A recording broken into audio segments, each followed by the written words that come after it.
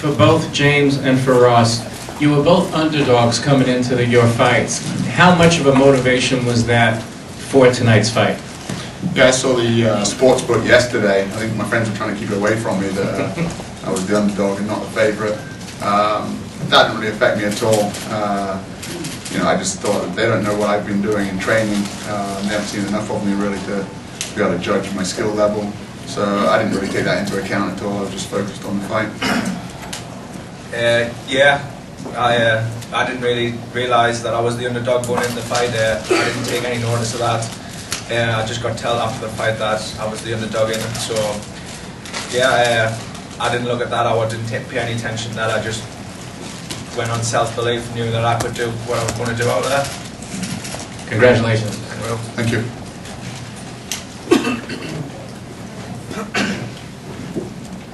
Ross, it's well known that you and Andre obviously are on the same team, but you trained together before the show. Did you know each other too well going into this fight?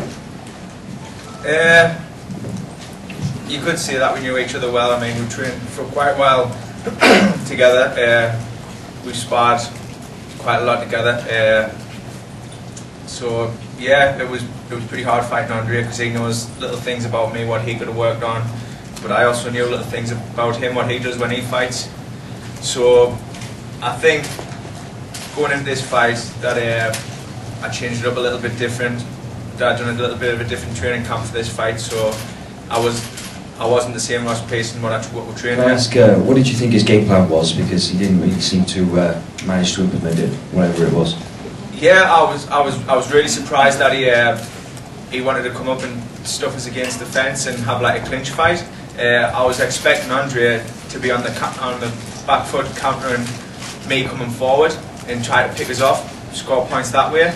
That's what I'd prepared for. I was totally surprised that he wanted to hold us up against the cage, work some elbows and knees against the cage. So what I expected was a totally different fight to what I was training for. On the show, having to fight a number of times in a matter of weeks, did that make it easier to train for this fight? I'm not sure if it made it any easier. Fighting 3 times in 6 weeks, I picked up some injuries, and unfortunately I'd go into the next fight with some injuries on the show.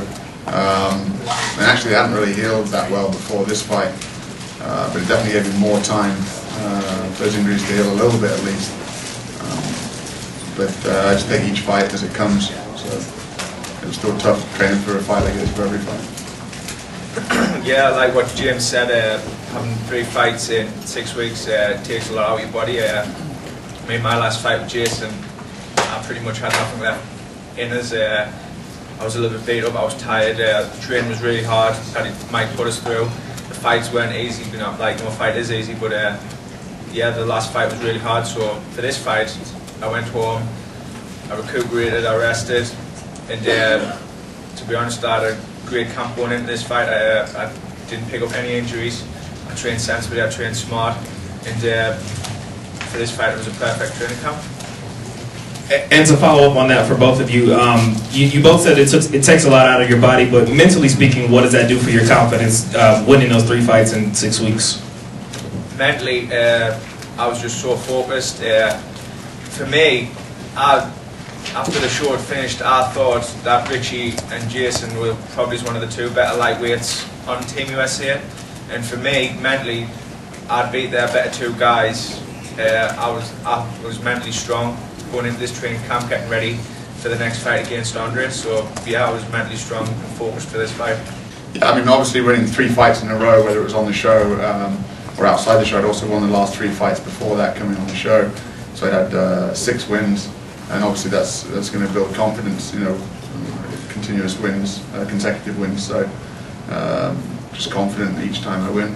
James, what do you think was the difference for you in this fight against Marcus?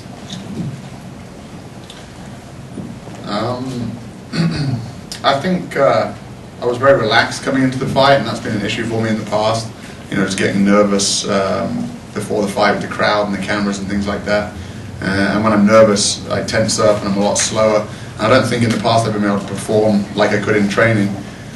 In this fight I felt very relaxed and calm, whereas DeMarcus, I think, came in with a lot of emotion he didn't really like me too much, so he's coming with anger.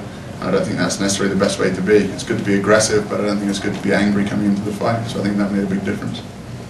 James, I believe you're working with Erik Paulson. What does he bring to the game, and how would you describe the experience of working with him? Yeah, I've been working with Erik Paulson for the last 10 years now, and I think he's very varied and very well-rounded. You know, the submissions that he shows, he's got basically an encyclopedia of submissions, and he's got great knowledge, and he's a great coach, and he can really pick apart fights when he watches the previous fights, and he can come up with a good game plan. So I think coming up with that game plan has really helped out. James, they always talk about, over here, here you go, they always talk about in the UFC, it's not just about winning, but winning, you know, very good and putting on a good show. Yeah. How do you feel about, you know, going through the whole thing, submissions, TKOs, you stopped everybody? Yeah, definitely. I mean, that's what I strive for in every fight. I'm always looking to finish. I mean, obviously, you want to win, but it's much better to win by submission or knockout, and so it's a definitive win. You know, I don't really like to leave it to the judge's hands. You never know if it's close, you know, which way it could go. So I try and finish it as soon as I can, knockout or something. Ross, were you worried about the fact that your fight might be seen as boring? Yeah, you know, everyone likes to say a bit of a slugfest, band fight, everyone, but I don't think it was a boring fight. If you could consider a fan on the outside looking who doesn't really know much about the sport, would say, oh, they were just pinning each other up against the cage, but I think it was an exciting fight for people who know about fighting. There's a lot of different techniques that went into the fight, so yeah, I don't think it was a boring fight. I don't class myself as a boring fighter, so I mean, everybody's got their own opinion what they think of the fight, but I don't consider that being a boring fight. I mean, I don't like leaving it in the judges' hands, like James has just said. I was nervous going into that because it was a close fight, and some judges could have scored it the other way. But I definitely feel that I won that fight. So, Question for you. Now you've got the UFC contract. What kind of fighter would you like to face so you can show off what you've really got? Anyone really. Anyone that the UFC decides to put in front of the cage, I'll fight them. I think I'm still young. I think I've got a lot of learning to do.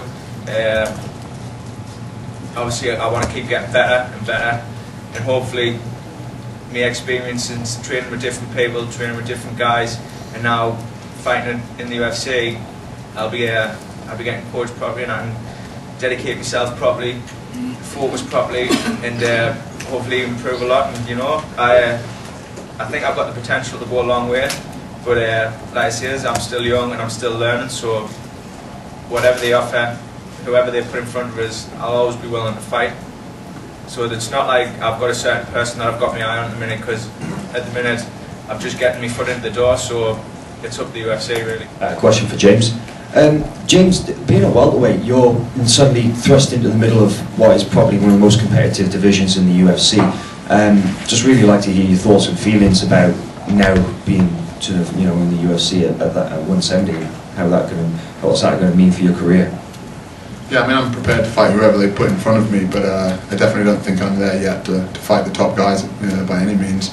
I mean, the UFC's got great fighters in every weight category, but the welterweight is particularly tough. I'll just have to fight whoever they put in front of me, and I'm prepared to do that.